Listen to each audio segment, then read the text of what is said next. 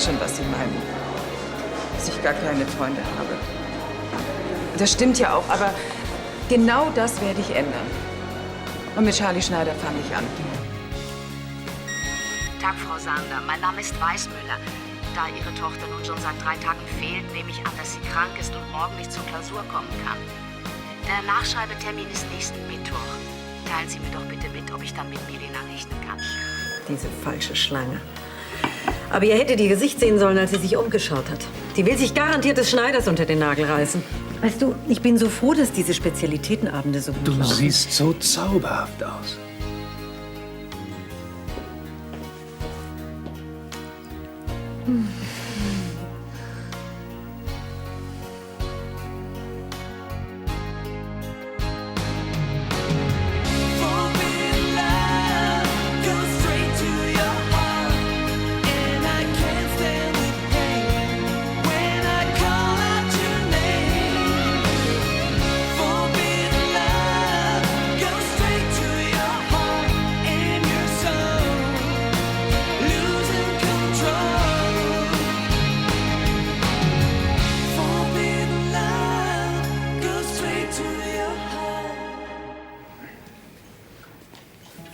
Ihr beide seid ein Paar? Warum habt ihr das denn nicht früher gesagt? Oh, wenn wir geahnt hätten, wie sehr du dich für uns freust, hätten wir dich natürlich als Erste informiert. Aber da du so sang- und klanglos verschwunden warst, Die letzte Zeit war nicht einfach. mir kommen die Tränen. Aber keine Sorge, ich habe meine Lektion gelernt. Umso mehr weiß ich zu schätzen, dass ihr mich von Anfang an ins Vertrauen zieht und euer Glück mit mir teilen wollt. Dann hast du nichts dagegen, dass Peter und ich zusammen sind. Nein, im Gegenteil. Ich freue mich, dass du wieder einen Partner gefunden hast. Tja, dann wünsche ich euch noch einen schönen Abend. Den werden wir bestimmt haben. Clarissa, du hattest doch einen Tisch reserviert. Ich will nicht stören.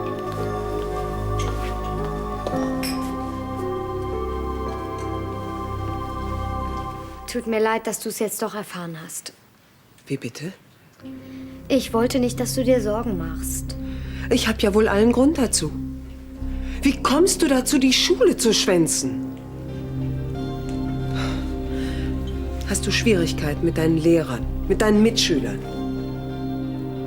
Hast du Angst, dass du das Abi nicht schaffst? Nein, das Abi mache ich mit links. Ja, gehst du nicht hin, weil du dich langweilst? Nein, Aber irgendeinen Grund muss es doch geben. es ist so ein flaues Gefühl im Magen, wenn ich in der Pausenhalle bin und den Kiosk sehe. Ach, ich weiß auch nicht. Wahrscheinlich, weil du mit Uli dort so viel Zeit verbracht hast. Das kann sein. Aber Schwänzen ist doch auch keine Lösung. Das nächste Mal redest du mit mir über deine Probleme. Gemeinsam finden wir bestimmt eine bessere Lösung. Ja, das ist bestimmt nur so eine Phase. Das kommt nicht wieder vor, versprochen. Soll ich dir noch einen Tee machen? Nein, ich bereite mich lieber für die Mathearbeit morgen vor. Ja, mach das. Und falls wir uns vor dem Frühstück nicht mehr sehen, viel Glück.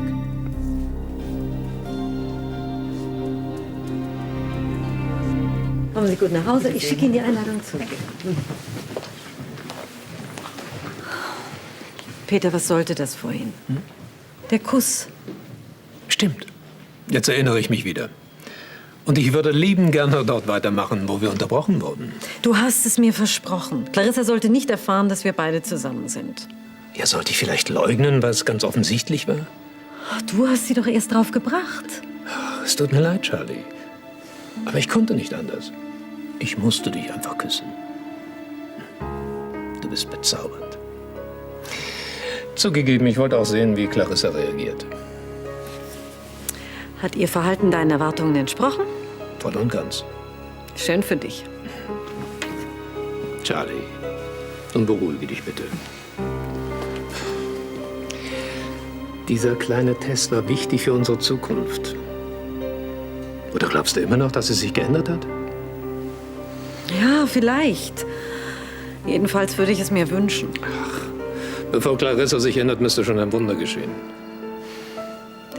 Dann hättest du mich erst recht nicht küssen dürfen. Aber so kann sie uns nicht überraschen, wenn sie gegen uns intrigiert.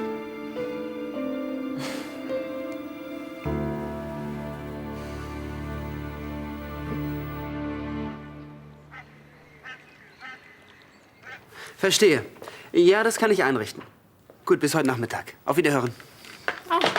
Du hast heute Nachmittag einen Termin? Ja, mit unserem Anwalt. Wir wollen der einstweiligen Anordnung endlich ein Urteil folgen lassen. Anordnung? Gegen Clarissa, damit sie unseren Namen nicht mehr tragen darf. Ach ja. Hatten wir eine Verabredung? Nein, nein, ich dachte nur, wir könnten die Ausstellung in der Kunsthalle besuchen. Vielleicht ein andermal. Diese Ausstellung läuft uns doch nicht davon. Warte mal.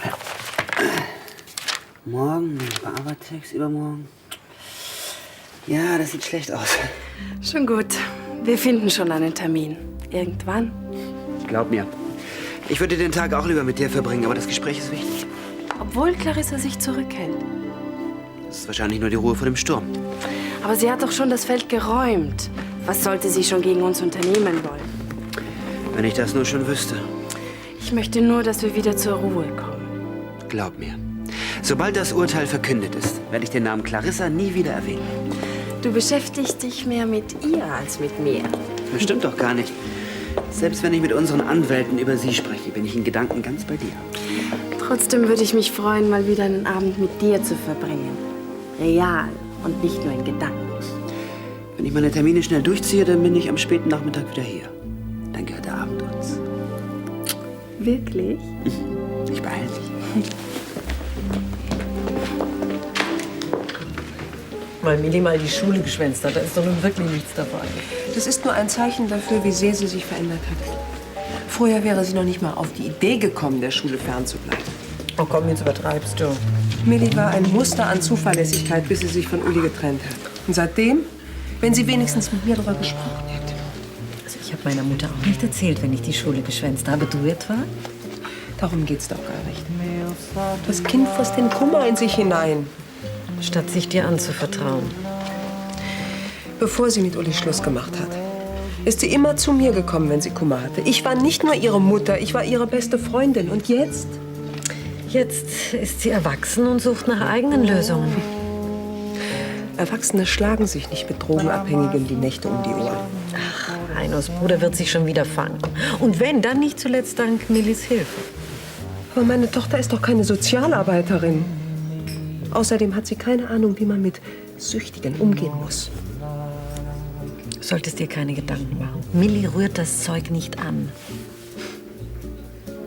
Weißt du so genau, was in ihrem Kopf vorgeht? Nein, aber ein bisschen kenne ich deine Tochter. Das dachte ich auch. Ich weiß gar nicht, was du hast. Erika hat doch ganz okay reagiert. Ach, das sah nur so aus. In Wirklichkeit macht sie sich die größten Sorgen. Nur weil du ein paar Tage blau gemacht hast, jetzt übertreibst du aber. Das habe ich von meiner Mutter. Würde mich nicht wundern, wenn sie in der Schule anruft, ob ich auch tatsächlich angekommen bin. Das wäre das Letzte, glaube ich, was Erika tun würde. Sie wird mich vielleicht nicht direkt kontrollieren, aber sie wird ständig wissen wollen, wohin ich gehe, wo ich war und mit wem. Das nervt natürlich. Ich bin doch kein kleines Kind mehr, das über jeden Schritt Rechenschaft ablegen oder um Erlaubnis fragen muss. Kannst du ihr das nicht so sagen? Sag mal, könnte es sein, dass du vielleicht doch ein klitzekleines, schlechtes Gewissen hast? Okay, es war vielleicht nicht ganz korrekt, blau zu machen. Aber das war doch eine absolute Ausnahme. Das wird Erika auch so sehen, wenn sie sich erstmal beruhigt hat. Und wann wird das sein? Oh, erfahrungsgemäß schon recht bald. Du, ich muss los, sonst komme ich zu spät zur Mathe-Klausur. Und dann fängt das ganze Theater wieder von vorne an. Erika hat bestimmt auch keine Lust auf weiteren Stress. Dann hätten wir ja fast sowas wie einen kleinsten gemeinsamen Nenner. Also ich kann nichts feststellen. Jetzt sagen Sie bloß, Sie merken nicht, dass der Kaffee kalt ist. Also jetzt, wo Sie es sagen, ich werde Ihnen sofort eine frische Kanne holen. Frisch im Sinne von frisch aufgebrüht, hoffe ich. Selbstverständlich. Gut, gut. Und dann bringen Sie auch noch gleich eine Flasche Champagner mit. Dieser hier ist zu warm. Sehr wohl.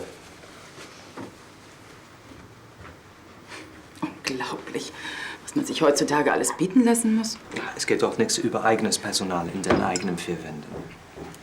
Leider ist der Zeitpunkt noch ungünstig, um nach Friedenau zurückzukehren. Aber warum nicht? Ich meine, das Schloss gehört Ihnen zur Hälfte. Ach, wissen Sie, ich wollte diesen ewigen Auseinandersetzungen aus dem Weg gehen. Ich fasse es nicht. Seit Ihrer Rückkehr predigen Sie Freundlichkeit.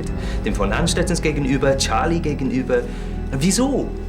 Das war der beste Weg, um an Charlie wieder ranzukommen. Wussten Sie eigentlich, dass Sie und mein Göttergatte ein Paar sind? Nein, das ist mir neu. Sie waren auch schon mal besser informiert. Aber egal. Diese Beziehung hat sowieso keine Zukunft. Sie wollen die beiden auseinanderbringen? Aber warum? Sind Sie etwa eifersüchtig auf Frau Schneider? Ach, Unsinn. Ich wollte Charlie nur wieder an mich binden, um sie auszuhorchen. Sie halten sie für das schwächste Glied im Kreis der Schlossbewohner. Charlie redet gern und viel. Und sie ist nicht umsonst blond. Aber Peter an ihrer Seite.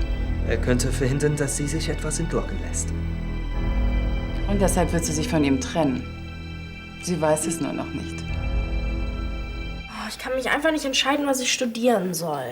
Woran hättest du denn Interesse? An allem, außer an Mathe. Warum fährst du nicht einfach zur Uni und hörst dir verschiedene Vorlesungen an? Meinst du, das bringt wirklich was? Schaden wird es jedenfalls nichts. Ich glaube, ich gehe jetzt erstmal ins Gelände. Beim Ausreiten kommen mir auch immer die besten Ideen. Bis später. Bis später. Es sieht so aus, als hätte sich Kathi endlich gefangen. Das ist in erster Linie dein Verdienst. Hättest du dich nach Heinos Tod nicht so um sie gekümmert, wer weiß. Kathi hätte ihre Trauer auch ohne mich überwunden. Aber mit deiner Hilfe ging es schneller. Ich freue mich so für sie. Und ich habe langsam wieder Zeit für andere Dinge. Willst du wieder anfangen zu malen? Eigentlich dachte ich an etwas anderes. Deswegen habe ich auch ein kleines Attentat auf dich vor. Ich habe mir überlegt, einen Bildband über Friedenau zu erstellen. Das Schloss damals und heute. Das ist eine tolle Idee. Finde ich auch. Und wo ist nun das Attentat? Ich möchte gerne das Archiv durchstöbern. Bestimmt finden sich dort interessante Unterlagen. Aber das ist doch kein Attentat. Christiane wird dir einen Stuhl und einen Tisch in diesen Raum stellen. 2 Stühle. Ich würde dir gerne helfen, wenn es dir nichts ausmacht. Dann brauchen wir 3 Stühle. Oder soll Henning etwa die ganze Zeit stehen? Will er dir helfen? Naja, ich habe ihn noch nicht gefragt. Aber da es um Friedenau geht, wird er von meiner Idee genauso begeistert sein wie ihr. Danke. Mach's gut und danke dir nochmal, dass du dir Zeit für mich genommen hast. Ja? Naja, also wofür hat man Freunde?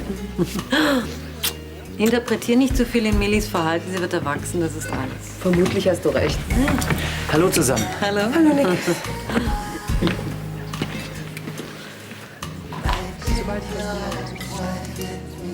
Nimm doch einen Taschenrechner. Hi. Geht schnell und du verrechnest dich nicht. Gibt sowas auch für Beziehungen? Was das angeht, liege ich momentan total daneben. Tom?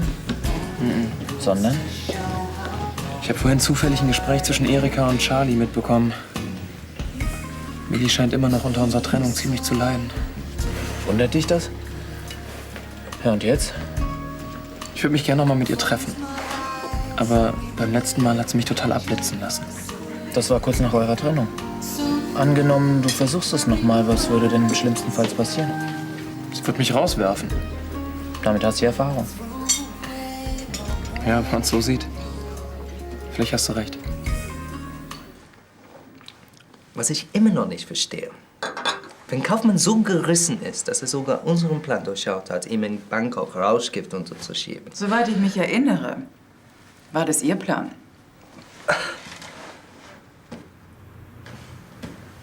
Jedenfalls wird er merken, dass Sie ihn und Frau Schneider auseinanderbringen wollen. Ärger, mein junger Freund, macht erfinderisch. Und ich bin sehr verärgert. Sie haben also schon einen Plan? Zunächst einmal heißt es abwarten. Ich verstehe Sie nicht.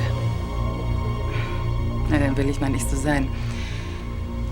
Natürlich wäre es ein leichtes für mich, gegen die beiden sofort vorzugehen.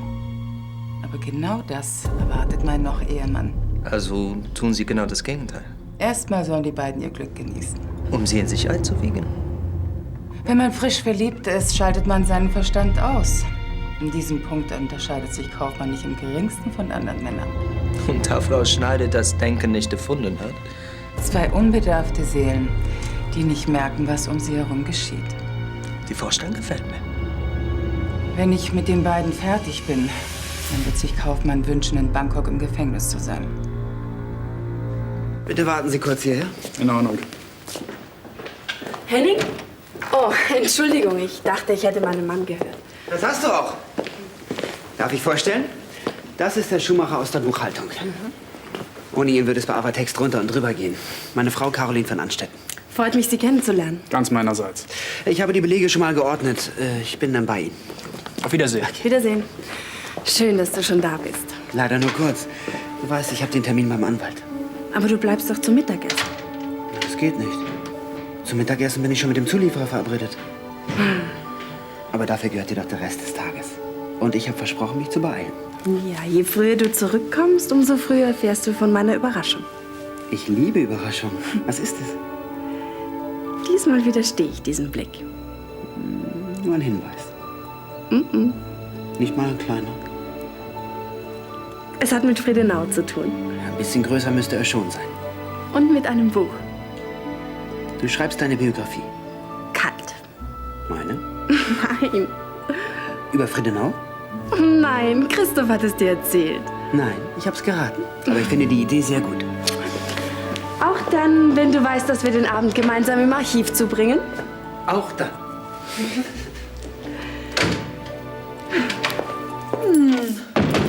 Das riecht ja lecker. Döner mit extra Knoblauchsoße. Klasse, dann komme ich ja doch noch zu einer warmen Mahlzeit. Eigentlich wollte ich uns was kochen. Wozu denn? Döner ist doch voll in Ordnung. Mein Anruf kam ja auch ziemlich spät. Na, wie war deine Mathe-Klausur? Auch ganz okay. Gut. Mit extra viel Knoblauchsoße, sagtest du? Und Krautsalat? Und Krautsalat. Das tut mir leid. Ich hätte dir sagen müssen, dass ich die Schule zurzeit nur schwer ertrage. Fehler macht man, um daraus zu lernen. Du bist mir nicht böse? Könnte ich. Wenn du in Zukunft Probleme hast, vielleicht kann ich dir helfen. So wie es da unten aussieht, solltest du den Rest der Sachen in dein Atelier bringen lassen. Oder ich lasse das Archiv reinigen. Das dauert Jahre. Was sind schon Jahre im Vergleich zu den Jahrhunderten, die da unten lagern? Den Satz solltest du dir für dein Buch merken. Mal sehen, was für eine Schatzkiste wir hier geborgen haben. Oh. Ein Schriftstück von 1720. Nein, das ist der Kaufvertrag über die Talwiese, auf der jetzt das Gestüt steht. Oh, Henning wird begeistert sein. Von dem Schriftstück oder von der Aussicht, mit dir zusammenzuarbeiten? Gemeinsame Arbeit haben wir schon mal sehr genossen. Wie meinst du das? Ja, schließlich haben wir uns durch die Katalogisierung der Gemälde kennen und lieben gelernt. Bis euch deine kleine Schwester das Leben zur Hölle gemacht hat. Das haben kleine Schwestern ja so an sich, oder? Habt ihr Christoph gesehen? Er arbeitet in der Bibliothek. Was habt ihr denn da? Wir waren im Archiv. Aha, und wonach habt ihr gesucht? Nach einem Buch mit Zauberformeln, die wir gegen Clarissa verwenden können? Henning und ich planen einen Bildband über Friedenau. Weiß er schon von seinem Glück? Er ist von der Idee genauso begeistert wie ich. Na dann, viel Vergnügen. Danke. Wann hast du Henning davon erzählt? Vorhin. Er war kurz hier, um irgendwelche Akten zu holen. Er will seine Termine so schnell wie möglich hinter sich bringen. Die Schnecken sind wirklich vorzüglich. Freut mich, wenn es dir schmeckt. Entschuldigen Sie bitte. Koch und Kellner sind instruiert. Kann ich jetzt schon Feierabend machen? Ja, klar. Danke. Uli, wir haben uns ja eine Ewigkeit nicht gesehen. Wie sagt man noch? Auch die schönsten Zeiten gehen mal zu Ende. Ist etwas mit den Schnecken nicht in Ordnung? Darf ich mich einen Moment zu euch setzen? Wenn ich ungelegen komme. Oh, du doch nicht. Was können wir für dich tun? Es geht um gestern Abend. Ich möchte noch einmal klarstellen, dass ich nichts gegen eure Beziehung habe. Siehst du, ich habe dir doch gleich gesagt. Clarissa war nur überrascht, uns zusammenzusehen. Angenehm überrascht. Wenn ich jemandem gönne, glücklich zu sein, dann euch. Du bist so gütig, Clara. Ja, und damit du siehst, dass es mir auch ernst ist, wenn du einverstanden bist, können wir uns sofort scheiden lassen. Das wäre ganz in meinem Sinne. Gut, mein Anwalt kommt in den nächsten Tagen auf dich zu. Dann macht euch noch einen schönen Tag. Ja, das tun wir. Wiederschauen. Was war denn bitte das jetzt? Clarissa versucht uns in Sicherheit zu wiegen. Entschuldige bitte die Störung, aber ist Henning schon da? Tut mir leid. Er wird schon noch kommen. Vielleicht wurde er aufgehalten. Dann hätte er angerufen. Vermutlich. Gib ihm noch eine Stunde. Wenn der da ist, schickst du ihn bitte ins Atelier. Christiane und ich haben die Archivboxen bereits rübergestellt. Mach ich. Aber wenn du es nicht so lange aushältst, dann ruf du ihn doch an. Ach was, er wird schon kommen.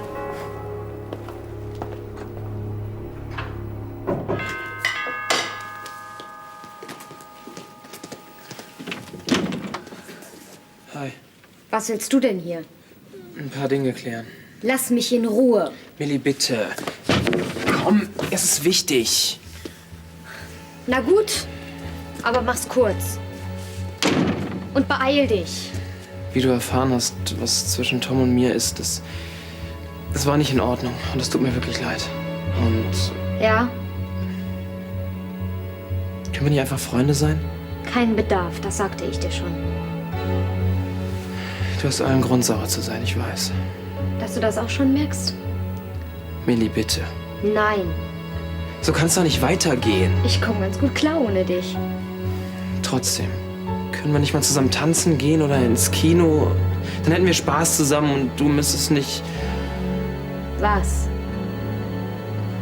Du müsstest nichts verdrängen. Wie bitte? Ich habe gehört, du würdest Drogen nehmen. Meine Mutter war schon wieder bei dir? Nein, sie... Raus! Millie, jetzt hör mir doch bitte Ich zu. hab genug gehört! Raus!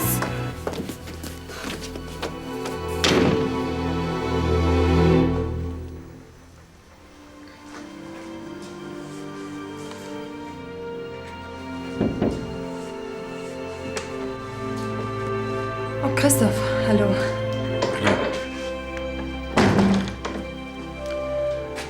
Willst du es nicht doch mal über Handy probieren? Henning weiß, dass ich auf ihn warte. Sicher ist irgendetwas Wichtiges dazwischen gekommen. Vermutlich, ja. Soll ich's mal versuchen? Wenn ich ihm nicht mal mehr einen Anruf wert bin, ich komme schon allein zurecht. Millie? Ach, du bist ja doch noch da. Wie konntest du mir das antun? Von wegen immer für mich da sein, Vertrauen und dieser Schwachsinn. Wovon sprichst du? Du weißt verdammt genau, wovon ich rede, also tu nicht so scheinheilig. Oliver hier. Ja und? Er hat mir von eurem Gespräch erzählt. Und dass ich so drogengefährdet sei, seit wir auseinander sind. Das hab ich nie zu ihm gesagt. Sondern? Guten Tag und auf Wiedersehen. Also Mehr hast du mit ihm gesprochen? Millie, bitte. Ach, du lügst doch. Ich will nichts mehr mit dir zu tun haben.